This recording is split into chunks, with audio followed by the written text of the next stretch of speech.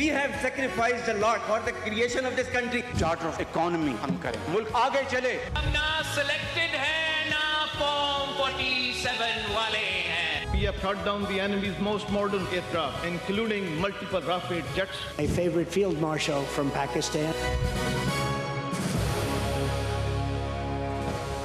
आप देख रहे हैं खबरों, तबसरों और तज्जियात पर मबनी पाकिस्तान का सबसे मोतबर news show on my radar Kamran Khan के साथ। अस्सलाम वालेकुम, मैं हूँ कामरान खान। पाकिस्तान में आम तौर पर बजट की मंजूरी किसी भी मखलूत हुकूमत के लिए हमेशा एक इम्तहान बन जाती है। हुक्मरान इत्तेहाद में शामिल जमातें अपने मुतालबात पर भावताव करती हैं, जबकि इत्तेहादी जमातें अपना वजन दिखाकर सियासी कीमत वसूल करना चाहती हैं। इसी बैकग्राउंड में शहबाज शरीफ हुकूमत अगले हफ्ते अपना तीसरा बजट पेश करने जा रही है और हस्ब तवक्को पाकिस्तान पीपल्स पार्टी के चेयरमैन बिलावल भुट्टो जरदारी इस मौके पर न सिर्फ हुकूमत बल्कि मुल्क के ताकतवर पॉलिसी हलकों को भी एलानिया पैगाम भेज रहे हैं। इसी हवाले से गुज़िश्ता 48 घंटों ने सियासी क़ुव्वत के दिलचस्प नज़ारे देखे। इन दोनों में गिलगित बल्तिस्तान में इंतखाबी जलसों में बिलावल भुट्टो ने 18वीं आईनी तरमीम, NFC award, Benazir income support programme, सूबाई खुद मुख्तारी और इंतखाबी शफाफियत जैसे मौज़ूआत पर खूब बात की। मगर वह दरअसल मुजव्वज़ा 28वीं आईनी तरमीम के हवाले से जारी कौमी बहस में इस तरमीम का नाम लिए बगैर दबे अल्फाजों में इसको मुस्तरद कर रहे थे। बज़ाहिर उनके बयानात गिलगित बल्तिस्तान के इंतखाबात के पस मंज़र में थे, लेकिन वाज़े तौर पे उनका पैगाम इस्लामाबाद में लाउड एंड क्लियर सुनाई दे रहा था। हुकूमत के लिए बजट की मंजूरी एक सियासी ज़रूरत है, लेकिन बिलावल भुट्टो के ताज़ा मौक़िफ़ से ये तासुर ज़रूर उभर रहा है कि आइंदा दिनों में बाज़ आइनी और मालियाती मामलात पर पीपल्स पार्टी हुकूमत को रास्ता देने को तैयार नहीं। बिलावल भुट्टो ने सबसे पहले 18वीं आईनी तरमीम का दिफा किया। उन्होंने कहा कि वो गिलगित बल्तिस्तान को भी वही इख्तियारात, तहफ़्फ़ुज़ और वसाइल पर इख्तियार देना चाहते हैं जो 18वीं तरमीम के बाद सिंध, पंजाब, KP और बलूचिस्तान को हासिल है। गोया कि 18वीं तरमीम का फैलाव अब गिलगित बल्तिस्तान तक वो चाहते हैं। जब हम गिलगित बल्तिस्तान को तमाम 18वीं तरमीम के जो प्रोटेक्शंस है, जो सहूलतें हैं, जो ताकत है, जो आपको अपने वसाइल पे मालिक बनाएगा, आपके अपना किस्मत का मालिक बनाएगा, वो तब होगा जो 18वीं तरमीम के इख्तियार सूबा सिंध के पास है, सूबा पंजाब के पास है, सूबा बलूचिस्तान के पास है, सूबा पख्तूनख्वा के पास है। जब वो सूबा गिलगित बल्तिस्तान के पास वो इख्तियार होगा, वो ताकत होगा, वो आईनी तहफ़्फ़ुज़ होगा, तो फिर हमारा नया नस्ल समझेंगे कि हम कामयाब हुए हैं। बिलाशुबा 18वीं तरमीम का इख्तियार हुकूमत सिंध के पास है, मगर वो इख्तियार कराची के पास नहीं है। 18वीं तरमीम के तहत NFC के तहत इख्तियारात की निचली सतह तक तकसीम होनी थी, जिसकी वजह से जिसके तहत इख्तियारात की नहीं, वसाइल की भी मुकम्मल तकसीम होनी थी, वो नहीं हो सकी और इसकी वजह से 20 साल से पीपल्स पार्टी की हुकूमत के बावजूद कराची पानी के लिए भी तरस रहा है। बहरहाल बिलावल भुट्टो ने खास तौर पर बेनज़ीर इनकम सपोर्ट प्रोग्राम को सूबों को हवाले करने की मुजव्वज़ा तरमीम को भी यकसर मुस्तरद कर दिया है। उनकी नजरें इस बेनज़ीर इनकम सपोर्ट प्रोग्राम पे है, किसी न किसी तरीके से इस प्रोग्राम को सैबोटाज करे, इस प्रोग्राम का नाम मिटा दे। आज एक उनका नया सोच है वो ये कि सूबों के हवाले करे, सूबों के हवाले हम करें। दुनिया भर में वफाकी हुकूमतें ये जिम्मेदारी अपनाते हैं, तो इनका जो ये तजवीज़ है कि बेनज़ीर इनकम सपोर्ट प्रोग्राम को आप सूबे के हवाले करें, इसका मतलब ये है कि इस बेनज़ीर इनकम सपोर्ट प्रोग्राम को बंद कर दें। बदकिस्मती इस मुल्क का कि हमारे सियासतदान ऐसे हैं, हमारा सियासी जमातें ऐसे हैं कि वो जब मुआशी हालात मुश्किल होते हैं वो सीधे इस पे पहुंच जाते हैं कि बेनज़ीर इनकम सपोर्ट प्रोग्राम को खत्म करो। ये बाकी सियासी जमातों साजिशें करते रहे, इनका साजिश नाकाम होगा। हम इंशाअल्लाह ताला बेनज़ीर इनकम सपोर्ट प्रोग्राम को ना सिर्फ बचाएंगे, इस आने वाले बजट में वज़ीर आज़म साहब ऐलान करेगा कि बेनज़ीर इनकम सपोर्ट प्रोग्राम में इजाफा होगा। वफाकी हुकूमत के बाद हल्कों और लीडिंग इकोनॉमिस्ट कहते हैं, उनकी ये राय है कि इस प्रोग्राम की माली जिम्मेदारी बतदरीज हर सूरत प्रोविंसेस को मुंतकिल होनी चाहिए, हुकूमती हल्कों के मुताबिक अगर बेनज़ीर इनकम सपोर्ट प्रोग्राम की माली जिम्मेदारी प्रोविंसेस को मुंतकिल कर दी जाए तो फेडरल गवर्नमेंट को तकरीबन 1500 से 1600 अरब रुपए का माली रिलीफ हासिल हो सकेगा। वज़ीर मनसूबाबंदी एहसान इकबाल का कहना है कि बेनज़ीर इनकम सपोर्ट प्रोग्राम की फंडिंग सूबों को ही करनी चाहिए, क्योंकि 18वीं तरमीम के बाद सोशल सेक्टर से मुताल्लिक कई जिम्मेदारियां अब प्रोविंसेस के दायरे इख्तियार में आ चुकी हैं। Social protection, poverty alleviation, social welfare, ये सब सूबाई है। बिस्प की तकरीबन 800 अरब की लाइबिलिटी है, वो वफाकी हुकूमत के सुपुर्द है। बिस्प के प्रोग्राम को चलना चाहिए, हम उसको बंद करने की बात नहीं करते, लेकिन हम समझते हैं कि 18वीं तरमीम की रो से बिस्प की फंडिंग सूबों को करनी चाहिए अपने अपने सूबे के अंदर। अगर ये डिस्ट्रीब्यूशन ठीक हो जाए तो कम से कम 1500-1600 अरब की स्पेस वफाकी हुकूमत को मिल सकती है। बिलावल भुट्टो ने वफाक और सूबों के इख्तियारात का सवाल भी अब छेड़ा है और NFC का नाम लिए बगैर उसे निशाना बनाते हुए कहा कि बाज़ हल्के हर चीज़ इस्लामाबाद से चलाना चाहते हैं। बिलावल का कहना है कि वसाइल नहीं है, वफाक कंगाल हो चुका है, हम बार बार ये सुनते हैं। उन्होंने यहाँ तक कहा कि अगर वफाक वाकई वसाइल के बहरान का, रिसोर्स के क्राइसिस का शिकार है तो फिर बाज़ वफाकी वजारतों के किरदार पर भी सवाल उठाना चाहिए। पाकिस्तान पीपल्स पार्टी हमारे मुकाबले में जितने भी सियासी जमातें हैं, हमारा इस पे नुक्ते नज़र कुछ और है, उनका ख्याल कुछ और। वो हर चीज़ को इस्लामाबाद से चलाना चाहते हैं। वो गवादर को भी इस्लामाबाद से चलाना चाहते हैं, वो कराची को भी इस्लामाबाद से चलाना चाहते हैं। कहते हैं कि वसाइल नहीं है, वफाक कंगाल हो चुका है, कंगाल हो चुका है। यार अगर वफाक कंगाल है तो सबसे पहले वो आज़ाद कश्मीर और गिलगित बल्तिस्तान का जो वजारत है ना, वो बंद करें। जो 18वीं तरमीम ने इख्तियार बाकी सूबों को दिलवाए हैं, वो इख्तियार हमने गिलगित बल्तिस्तान के अवाम को भी इंशाअल्लाह ताला दिलवाना है। मैं समझता हूं कि अगर कहीं कोई आईनी तरमीम होना है तो इस आईनी तरमीम में गिलगित बल्तिस्तान के अवाम के हुकूक को तहफ़्फ़ुज़ दिलवाना बहुत जरूरी है। मगर बहरहाल ये हकीकत अपनी जगह मुसल्लम है कि NFC का मसला पिछले कई सालों से वफाकी हुकूमत के लिए और पाकिस्तान की माशी बका के लिए गले की हड्डी बन चुका है। पिछली कई हुकूमतें NFC अवार्ड में तब्दीली का मुतालबा कर चुकी हैं। खुद मौजूदा वज़ीर आज़म शहबाज शरीफ कई बार कह चुके हैं कि NFC के तहत सूबों को फंड्स की मुंतकली के बाद वफाक के पास कुछ नहीं बचता, वफाक कंगाल रहता है।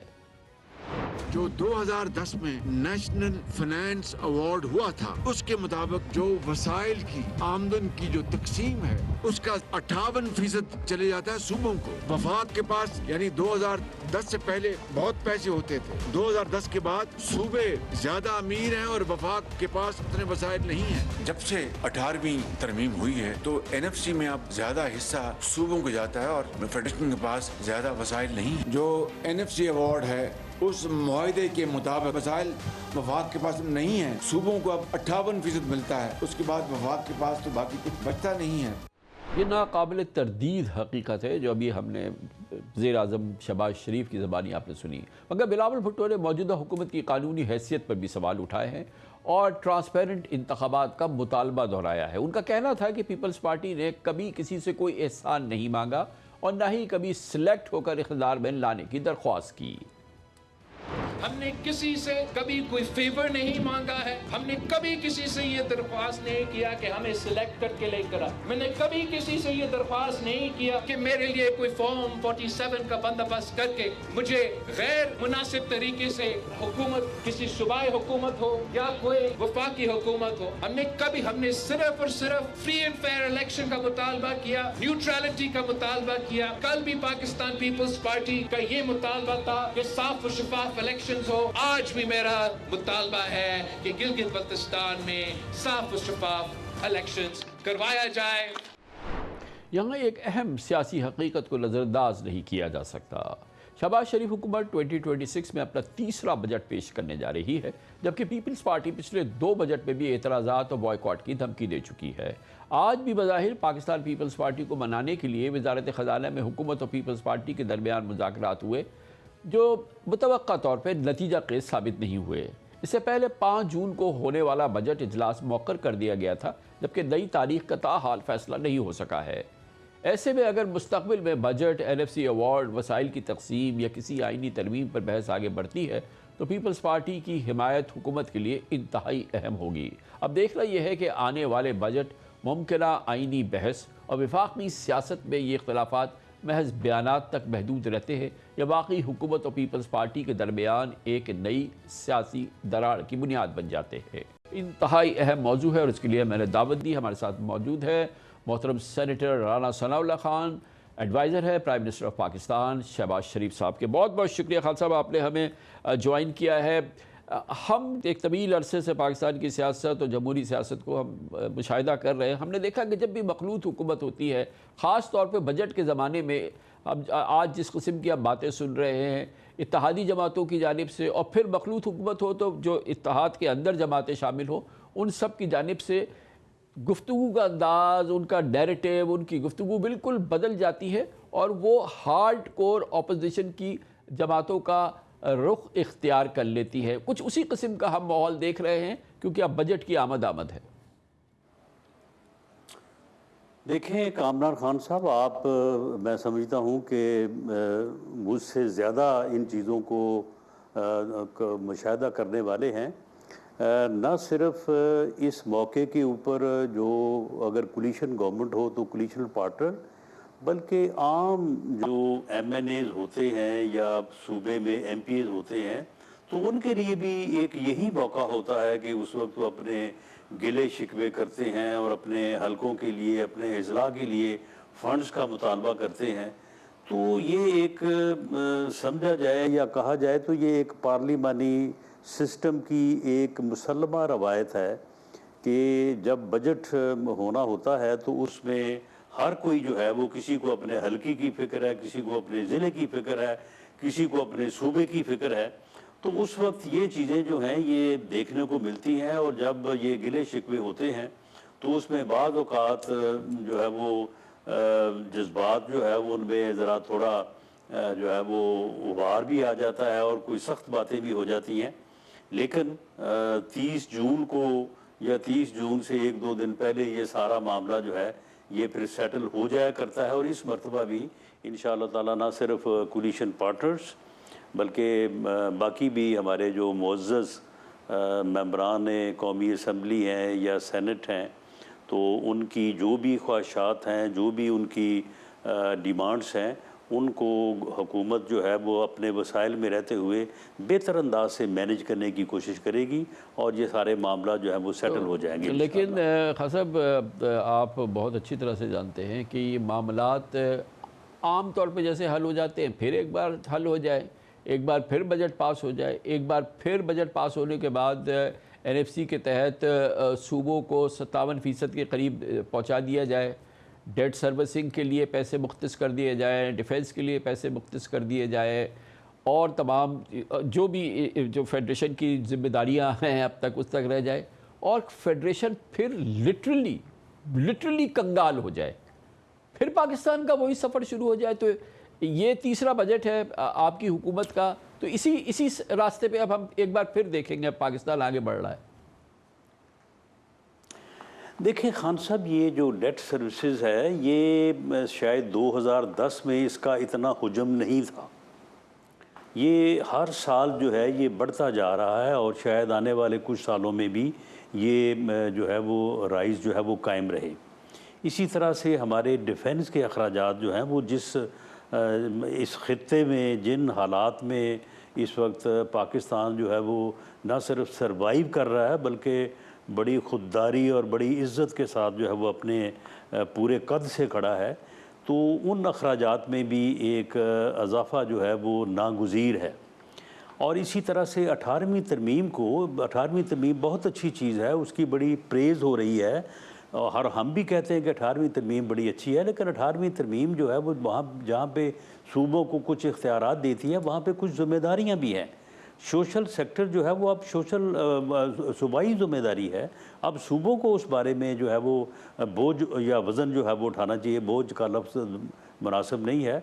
अगर बेनज़ीर इनकम स्कीम में अगर ग़ुरबा की या पॉवर्टी लाइन से नीचे लोगों को जो है वो कुछ उनकी मदद की जाती है, जो कि हमारे उसके ऊपर एतराज़ात हैं।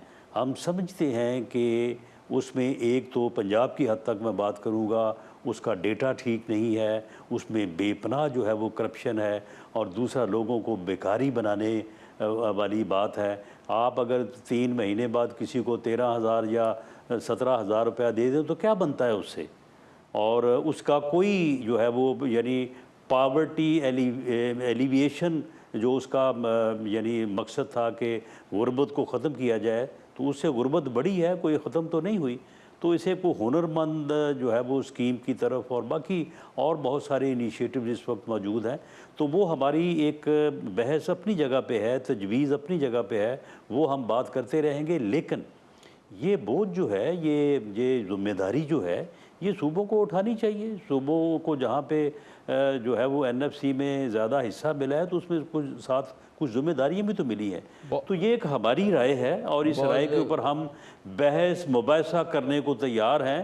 बिलावल भुट्टो जरदारी साहब की एक अपनी राय है, हम उसकी राय का एहतराम करते हैं और उनके साथ बैठ के बात करने को तैयार हैं। खान साहब, ये बात तो हमारे मुशाहिदे में भी है। आपने पंजाब की बात की कि बेपनाह करप्शन है, बेपनाह डेटा में प्रॉब्लम्स है, ये सिंध में भी है। जो बेचारे को गरीब को पैसे मिलते हैं, उसके पैसों में जो बीच का आदमी हो कटौती कर लेता है, जो बेचारे को जो मुट्ठी भर मिलते हैं वो चंद रह जाते हैं। ये आपकी बात बिल्कुल 100% दुरुस्त है। लेकिन अब हुकूमत में हैं आप, 3रा साल है हुकूमत का, एक मजबूत हुकूमत है। आज पाकिस्तान में जो पाकिस्तान का मकाम है आलमी, जो पाकिस्तान के अंदर क्या सूरत हाल है, मजमूई तौर पे बहुत बेहतर है।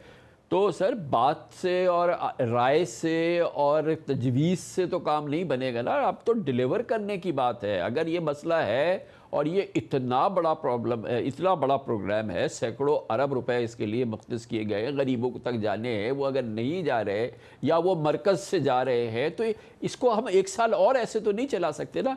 फैसला करना होगा ना सर। बातचीत और मेरी और आपकी बहस से तो बात नहीं बनेगी। देखें कामरान साहब, 2 चीज़ें जो हैं वो नोश्ताए दीवार हैं। एक तो ये है कि ये जितने भी सोशल वेलफेयर के और इस तरह के प्रोग्राम्स हैं, बेनज़ीर इनकम स्कीम के अलावा बाकी भी कुछ चीज़ें हैं, ये सूबों ने अगर 58% हिस्सा लेना है तो ये ज़िम्मेदारी भी उनको उठानी पड़ेगी, और इसके ऊपर जो है वो जल्द या बदेर जो है वो एक कंसेंसस जो है वो होके रहेगा।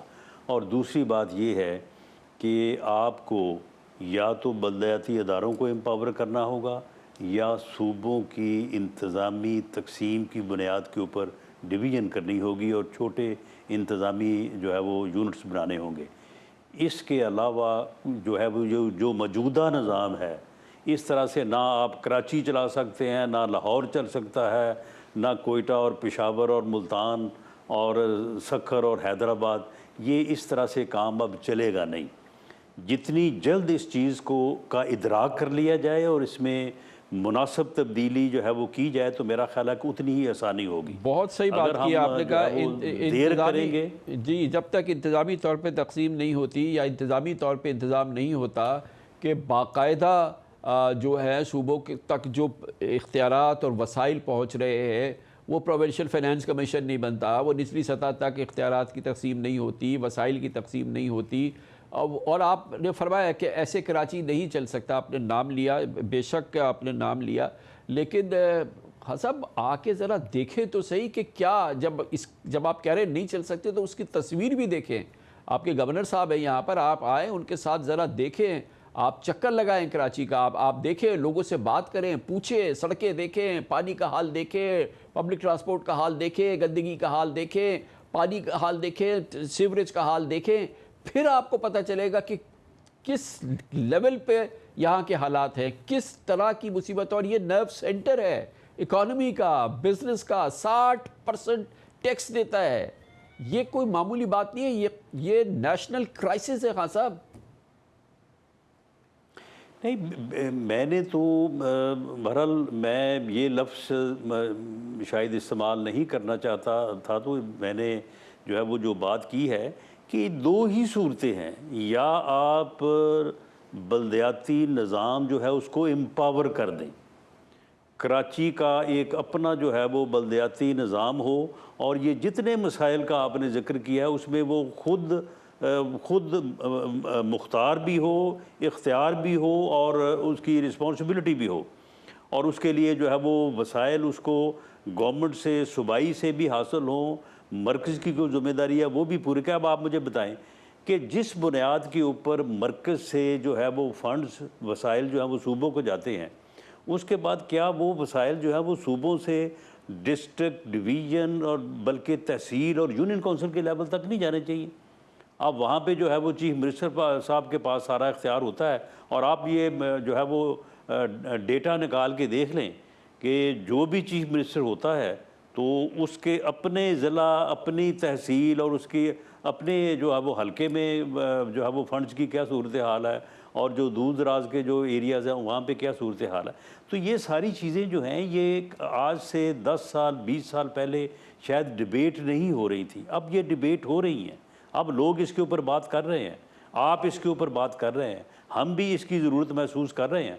तो जब ये बात हो रही है तो फिर ये बात हो के रहेगी, और इसका कोई ना कोई हल जो है वो जल्द या बदेर जो है वो करना पड़ेगा। अगर बदेर करेंगे तो उसका नुकसान होगा, अगर जल्द करेंगे तो उससे फ़ायदा होगा। तो खान साहब, अभी तो ये बजट का माहौल है और ये तमाम चीज़ें हम बात कर रहे हैं कि इसका हल होगा। आपने देखा अभी बिलावल साहब ने जो तकरीरें की उसमें इसी बेनज़ीर इनकम सपोर्ट प्रोग्राम को, जो कि बाज़ जगहों पे करप्शन का मम्बा बन गया है, जिसमें बेपनाह प्रॉब्लम है, जिसको सूबे ले इस बात को तैयार नहीं कि हमें दे दे हम चलाएंगे, वो कहते हैं विफाक से ही चलाते रहें। और अब कहा है कि हम वज़ीर आज़म को कहेंगे और यकीनी करेंगे कि इसमें मज़ीद इजाफा कर दिया जाए, इसके फंड में मज़ीद इजाफा कर दिया जाए। इसमें कोई बेहतरी, किसी किस्म का कोई तंजीम, कोई नया निज़ाम नहीं आना चाहिए, बल्कि इसी को मज़ीद इसमें फ़ंड डाल दिए जाएँ। इरादा तो ये है। देखें, अब अगर देखें इसमें कोई शक नहीं, ये हम भी इस बात की तईद करते हैं और मियां नवाज शरीफ साहब ने भी ये बात की है कि ठीक है, दें NFC में से हिस्सा जो है वो गिलगित बल्तिस्तान को, दें आज़ाद कश्मीर को, इजाफ़ा करें जो फाटा एरिया था, जो साबका फाटा एरिया वो हिस्सा है KPK का, तो उनका भी जो है वो जो उनका बजट है उसमें भी जो है वो इजाफा किया जाए। लेकिन मामला ये है कि सारा फिर NFC से ही होगा ना। वो NFC का जो फार्मूला है ये सब की जिम्मेदारी है ना। यानी अगर वहाँ पे जाके सिर्फ तकरीर करने से तो फंड्स में इजाफा नहीं हो जाएगा। फंड्स में इजाफा तो उस वक्त होगा जब आप वसाइल जो हैं उसमें सूबे भी कंट्रीब्यूट करेंगे और बाकी भी सारे वफाक भी कंट्रीब्यूट करेगा, तो उससे जो है वो सारी सूरत हाल जो है वो बेहतर होगी। आप देखें, बिलावल साहब हमारे लिए इंतहाई मोहतरम है, हमारे वो कोलिशन पार्टनर हैं, वो एक बड़ी पार्टी के जो है वो चेयरमैन है, लीडर हैं वो अपनी तकरीर में जो वो ताना प्राइम मिनिस्टर को या इस्लामाबाद को दे रहे हैं, अगर कराची को सामने रखा जाए तो वो सारी चीज़ें वो उनकी तरफ आती हैं। तो वहाँ पे वो खुद सारी चीज़ें जो है वो उनके करने वाली हैं। तो ये सारी चीज़ें जो हैं ये हमें, मैं समझता हूँ कि टेबल पे बैठ के इन चीज़ों को बैठ के डिस्कस करना होगा और इनका हल निकालना होगा। बाकी ठीक है, इलेक्शन के मौके पे ऊपर जलसों में ये तकारीर जो है ये एक सियासी माहौल होता है, तो इसमें करनी पड़ती है, सारे करते हैं, और बिलावल साहब भी अगर कर रहे हैं तो कोई हमें उससे कोई सच जो है वो, लेकिन जैसे अभी आपने फरमाया कि जल्द या बदेर करना होगा इन मसलों का हल, चाहे NFC हो, चाहे 18वीं तरमीम के मसाइल हों, चाहे उसी में शामिल है ये जो बेनज़ीर इनकम सपोर्ट प्रोग्राम है, बिस्प है, ये तमाम चीज़ें अपनी जगह हैं। जल्द या बदेर, फिर आपने फरमाया कि जल्द करना होगा, जल्द होगा ज़्यादा बेहतर है, तो उसके कोई आसार तो बताएं मतलब कि भाई हमें करना है और ये कौमी तरजीह है। हमें बहुत अच्छी तरह से पता है कि ये सिर्फ जो है ये कोई पाकिस्तान मुस्लिम लीग नून की आवाज़ नहीं है, ये पूरे पाकिस्तान के जितने भी इंडिपेंडेंट माहिरीन उनकी जमातें हैं, तमाम सियासी जमातों के मासवाए पाकिस्तान पीपल्स पार्टी की आवाज़ है। पाकिस्तान की जो मजबूत और ताकतवर हल्के हैं उनकी आवाज़ है, इसमें कोई दूसरी कोई राय नहीं, क्योंकि ये एक पब्लिक फोरम पे जो है इसका इजहार किया गया है। तो अब मगर ये इंतज़ार और 1 साल और गुजर जाए फिर अभी ये बजट आ जाए, उसके बाद फिर वफाक कब होके फिर उसी सफ़र को शुरू कर दे, फिर वहीं से बेनज़ीर इनकम सपोर्ट प्रोग्राम चलता रहे, कोई खुदा न खास्ता कोई सिक्योरिटी थ्रेट आए तो उसको भी वो संभले, खुदा न खास्ता कोई नेचुरल कैलेमिटी आए वो भी वफाक संभाले, और ये कर्ज़े भी पूरे वो ही देता रहे, सूबों को जो है वो इसी तरीके से पैसे मिलते रहे, तो ऐसे ही चलता रहेगा खासा। फिर कब ठीक कब होगा? नहीं कामरान खान साहब, ऐसा बिल्कुल नहीं है। देखें, जिस तरह से बहुत सारी चीज़ें जो हैं वो पॉलिटिकल पार्टीज़ जो है वो अपने क्लोज डोर में जो है वो करना जायज़ समझती हैं, और मीडिया में या पब्लिकली उनको करना जो है वो मुनासिब नहीं होता। इसी तरह कोलिशन पार्टनर्स में भी बहुत सारी चीज़ें ऐसी हैं जो हम कमरे में बैठ के टेबल पे बैठ के मीटिंग्स में हम करते हैं, ये सारी चीज़ें जो है वो डिस्कस हो रही हैं, लेकिन पब्लिकली जो है वो नहीं की जाती, क्योंकि ऐसा करने से फिर जो है वो कोलिशन गवर्नमेंट जो है वो फिर सही तौर पे सही अंदाज से जो है वो नहीं चल सकती। तो मामला ये है कि ऐसा नहीं है कि इनके ऊपर बात नहीं हो रही, इनके ऊपर बात हमेशा से होती है, और इसके अलावा भी बड़े सीरियस मामलात हैं। अब ये इंडिया जो चनाब के वाटर को वेपनाइज कर रहा है, वो इन सब मसलों से बड़ा मसला है, तो उसके ऊपर भी जो है वो मीटिंग्स हो रही हैं, उसके ऊपर भी बात हो रही है, लेकिन पब्लिकली जो है वो हम बात नहीं करते। ये असूली तौर पे माबैन कोलिशन पार्टनर्स ये बात तय भी है, लेकिन अब क्योंकि इलेक्शन है जीबी में, तो वहाँ पे फिर जब इलेक्शन होता है, जलसा होता है, तो फिर जलसे में जो है वो इस कंडीशन को जो है वो थोड़ा बहुत उसकी वायलेशन हो जाती है। बाकी ऐसा नहीं है कि इसके ऊपर कोई सीरियस कंसिडरेशंस या थॉट्स नहीं हो रही, वेरी सीरियसली जो है वो उन चीज़ों के ऊपर बात हो रही है, और इंशाअल्लाह ताला प्राइम मिनिस्टर ऑफ पाकिस्तान जो है वो इसके ऊपर किसी न किसी नतीजे पे बहुत जल्द पहुंचना चाहते हैं, बहुत जल्द चाहते हैं कि ये मामला जो है ये हल हो, तो इंशाअल्लाह ताला इसका लिए बहुत जल्द पेशरफ्त होगी। इसमें तो कोई दो राय नहीं है ना कि ये मसला तो बाकायदा, क्योंकि NFC को देखना है या 18वीं तरमीम को देखना है, जिन मसाइल की हमने गुफ्तगू की, इसके लिए आइनी तरमीम की ज़रूरत है, और बेशक अब जो आइंदा आर्मी तरमीम होगी वो 28वीं आइनी तरमीम होगी, और उसके बग़ैर तो ये चीज़ सफ़र शुरू भी नहीं हो सकता ना। तो ये जो तजवीज़ है, जो कि कौमी बहस है, ये तमाम पाकिस्तान में बात हो चुकी है, कई बार आप भी इस पर बात कर चुके हैं, ये कहाँ खड़ी है ये बात अभी? देखिए, ये कौमी बहस है, ये कौमी डिबेट ये होनी चाहिए। बदकिस्मती से हमारा जो मीडिया है, ये कोई गिले की बात नहीं है, ये भाईचारे की बात है कि वो छोटे छोटे दीगर इश्यूज़ के ऊपर तो बहुत ज़्यादा जो है वो हाइप क्रिएट कर देता है, लेकिन ये कौमी डिबेट जो है ये उस तरह से नहीं हो पा रही। ये मैंने जो चनाब वाटर के वेपनाइज होने की बात की, ये हमने मुतअद्दिद बार की है, लेकिन इसको किसी ने लिफ्ट नहीं करवाई। और इन जो ये इतने बड़े बड़े इश्यूज़ हैं जिसके ऊपर आप बात कर रहे हैं, और मुझे बड़ी खुशी है, और मैं इस बात का मुतरफ़ हूँ कि आप इसके ऊपर आप इस मौजू पे आप बात कर रहे हैं। इससे पहले भी आपका यही तरीक़ाकार रहा है, लेकिन ये मीडिया में ये चीज़ें मौजू बहस बन नहीं पा रही, और ये कौमी डिबेट जो है ये कौमी डिबेट का दर्जा हासिल नहीं कर पा रही। ख़ासब है ये बात नहीं है, ख़ासब है, आप आएँ, आप लोगों से बात करें, जहाँ पे जितनी तकलीफ़ है उतना ही उसका इजहार है। आप अगर लाहौर में जाते हैं तो अल्हम्दुलिल्लाह इसमें कोई शक नहीं है कहने में कि लाहौर के हालात या वहाँ के हालात या इवन पंजाब के बड़े शहरों के हालात वो यहाँ से बहुत ज़मीन आसमान का फ़र्क है। नवाज़ शरीफ साहब ख़ुद वज़ीर आला रहे हैं, शहबाज शरीफ साहब एक तवील अरसे वहाँ वज़ीर आला रहे हैं, और इवन चौधरी ज़हूर परवेज़ इलाही साहब, और फिर अभी मरियम बीबी, तो वहाँ के हालात तो बिल्कुल ज़मीन आसमान का फ़र्क है कराची से। तो वहाँ पे आपको उस तरह की चीख नहीं सुनाई दे रही। आप तशरीफ़ तो लाए, इसीलिए मैंने कहा था कि आप लोग आए ना, प्राइम मिनिस्टर के साथ आए, गवर्नर साहब के साथ, ज़रा निकले तो ज़रा देखे तो सही शहर में क्या क्या हाल है। एक सड़क जो है वो 5 साल तक बननी थी, वो नहीं बनी, अब आर्मी के हवाले की है FWO को कि वो आप बना दें उसको, क्योंकि किसी चीज़ की कोई हद है।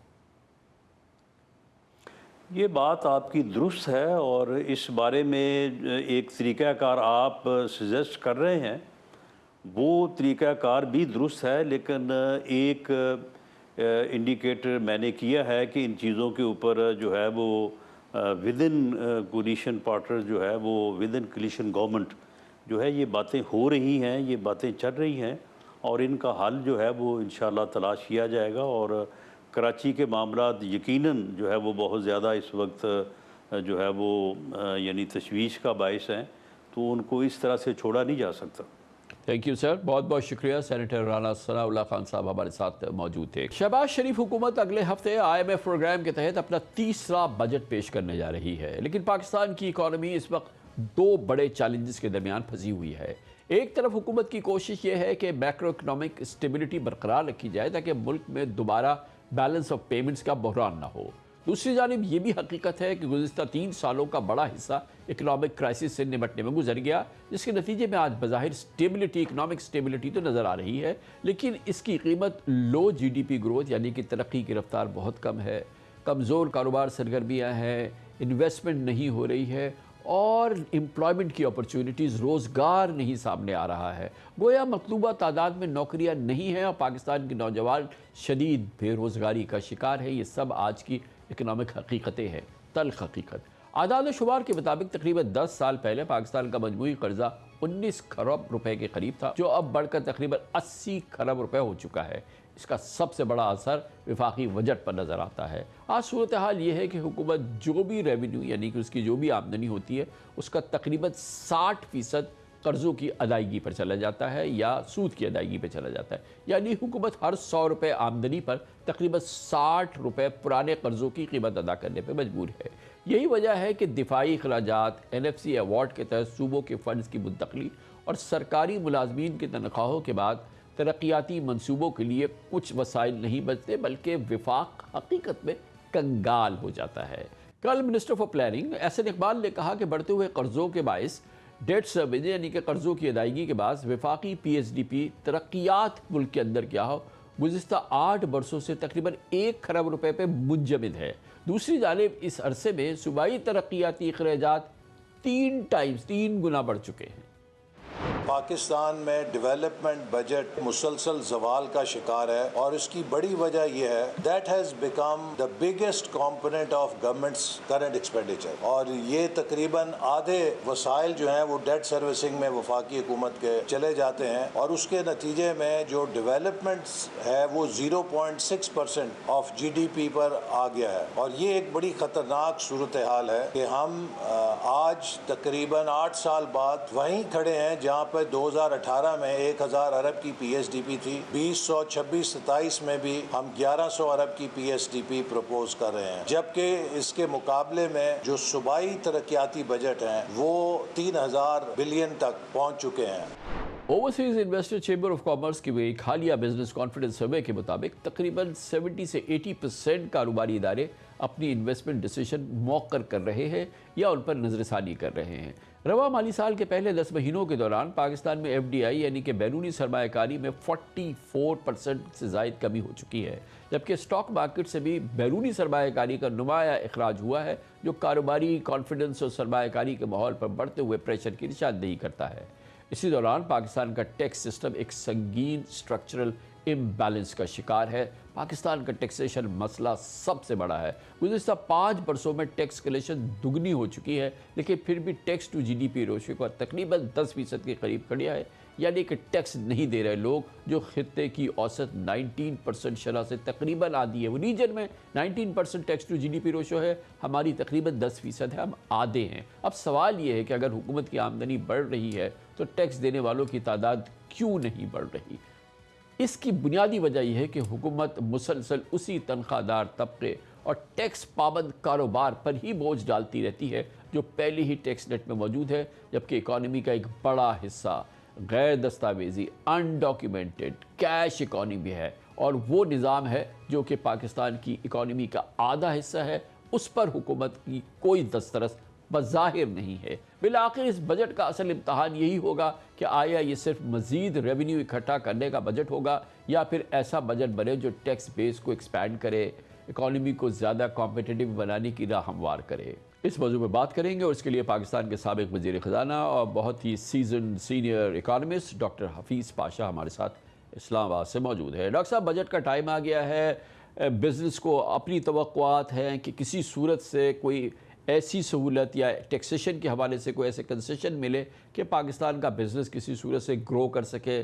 पाकिस्तान की जो इस वक्त GDP ग्रोथ है यकीनन वो खित्ते में इस वक्त कम से कम है, यानी कि तरक्की नहीं हो रही, नई इन्वेस्टमेंट नहीं हो रही, कारोबार आगे फैल नहीं रहे, रोज़गार पैदा नहीं हो रहे।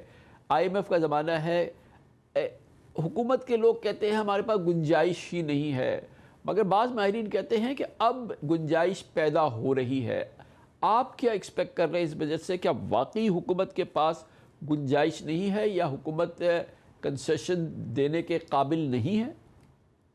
देखिए, शायद कोई अंदाज़ा इस बात का नहीं है कि पिछले कुछ सालों से पाकिस्तान ने मेहनत करके अल्लाह के फजल से जो बजट का खसारा है वो कम कर दिया है। अब आप ये सोचिए कि कुछ 8-10 साल पहले हमारे खसारा जो होता था वो 6.5-7-8% होता था GDP का, यानी कि इकॉनमी का। आज अल्लाह के फजल से पिछले साल, यानी कभी जो साल ख़त्म होने वाला है, तकरीबन 4%, और आने वाले साल के लिए एक टारगेट ऐसा मुकर्रर किया गया है जो कि कभी शायद नहीं था, 3.5%।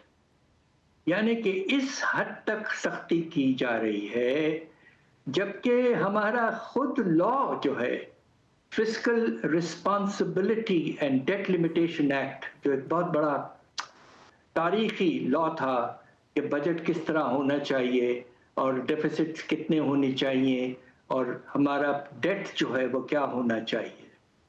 अब आप ये देखिए कि उसमें लिमिट जो दिया गया था 4% का डेफिसिट का, वो तो हम हासिल कर चुके हैं। लिहाजा पाकिस्तान को जितनी सख्ती करनी थी उसको बहुत तेजी से हमने किया है, और अल्लाह का फजल है कि हमारा पब्लिक डेट जो है उसका जो रेशियो है GDP के साथ वो भी गिर रहा है। तो मेरी अपनी गुजारिश ये है कि अब वक्त आ गया कि इकॉनमी को सांस लेने दो, और ये ऐसा वक्त आ गया है जबकि रिलीफ की बेतहाशा ज़रूरत है। पेट्रोल की कीमतें वगैरह और तकरीबन हर आशिया की कीमत बढ़ने के बाद, गोया डॉक्टर साहब आप ये फरमा रहे हैं कि 3 साल की मुशक्क़त के बाद हालात इकॉनमी के बेहतर है, हुकूमत को चाहिए कि रिलीफ दे, हुकूमत को चाहिए कि कारोबारी तरक्की, इन्वेस्टमेंट की तरक्की और ग्रोथ, यानी कि इकनॉमिक ग्रोथ, माशी तरक्की के रास्ते को हमवार करने के इक़दाम करे, बिजनेस फ्रेंडली बजट लाए।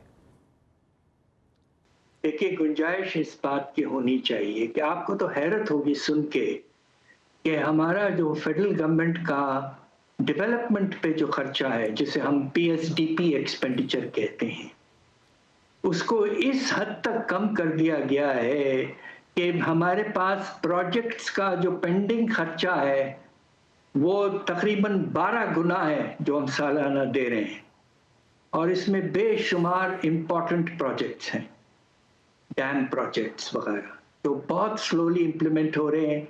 इंडस वाटर ट्रीटी से इंडिया भाग चुका है, और खुदा न खास्ता हम पर पाबंदियां लगाएगा तो we have to give 100% importance water resources.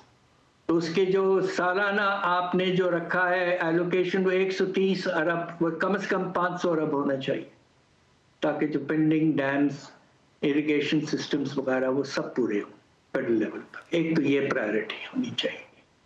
दूसरी तरफ प्रायोरिटी ये होनी चाहिए कि जो एडिशनल टैक्सेशन आपने किया हुआ है, अब मैं आपको ये एग्जांपल दूं कि पेट्रोलियम लेवी जब 3 साल पहले सेल्स टैक्स से निकाल कर इसको पेट्रोलियम लेवी में ले आए थे, और उसका मकसद क्या था कि 100% जो रेवेन्यू आए वो शेयर ना करना पड़े 57.5% विद द प्रोविंसेस, तो इसको लेवी बना दो, इसको नॉन टैक्स डिक्लेयर कर दो और 100% खा जाओ federal government.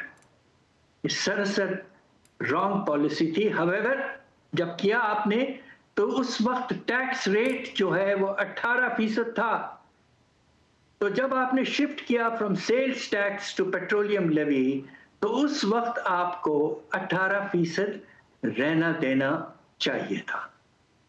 Non tax declare करके आप पार्लियामेंट से अप्रूवल ही तक नहीं लेते। अगर टैक्स होता तो लेना पड़ता। आज इसका रेट जो टैक्स का है खुदा न खास्ता 35 से 40% है, और पेट्रोलियम लेवी की वजह से सिर्फ पेट्रोल की कीमतों में इजाफा नहीं हुआ है, हर चीज में इजाफा हुआ है। अब पिछले 3 महीने में अफरात-ए-ज़र की रफ्तार 5% से बढ़ के 15% हो गई है। The first thing we have to do is to bring back the petroleum levy to 18% standard rate. तीसरी बात मैं जो करूं कि हमें एक निज़ाम होता था, आपको याद होगा 90s वगैरह में जब हम हुकूमत में थे, हम इंसेंटिव्स दिया करते थे मुख्तलिफ, ताकि इन्वेस्टमेंट हो, एक्सपोर्ट हो वगैरह। वो सारे इंसेंटिव्स का निज़ाम ख़त्म कर दिया। एक्सपोर्ट्स पे आपको याद होगा मैंने 1% रखा था रेट, फिक्स्ड एंड फाइनल, अब वो फुल्ली टैक्सेबल है। दूसरी तरफ हमने इन्वेस्टमेंट पे 5 साल टैक्स हॉलिडे ओवरऑल सबको दिया हुआ था, वो भी आपने ख़त्म कर दिया। Back to incentives to encourage production, investment and exports. ये 3 पैमाने हैं जिस पर अब बजट को हमें ले जाना। डॉक्टर साहब के लिए तो जाहिर है कि हुकूमत के पास गुंजाइश होनी ज़रूरी है। हमारी जो टैक्स आमदन है, वो जो टारगेट IMF का था वो हम इस साल भी पूरा नहीं कर सके, गुज़िश्ता साल भी पूरा नहीं कर सके थे, 2 बार रिवाइज़ हुआ फिर भी नहीं पूरा कर सके। और अब आइंदा साल के लिए IMF ने मज़ीद 2 खरब रुपए हमारे टैक्स आमदन के लिए जो टारगेट फ़िक्स किया उसमें 2 खरब रुपए मज़ीद बढ़ा दिए। कहाँ से आएगा? 1.4 खरब आपने पेट्रोलियम लेवी की बात की, 1.4 खरब जो है वो हुकूमत ने उससे कमाया है, लेकिन गया तो आम पाकिस्तानी की जेब से। पेट्रोल महंगा हुआ, हर चीज़ महंगी हो गई, उसके जेब से पैसे निकल गए, वो पेट्रोल के ख़र्चे में चले गए, कंजम्पशन है नहीं। तो इस पूरे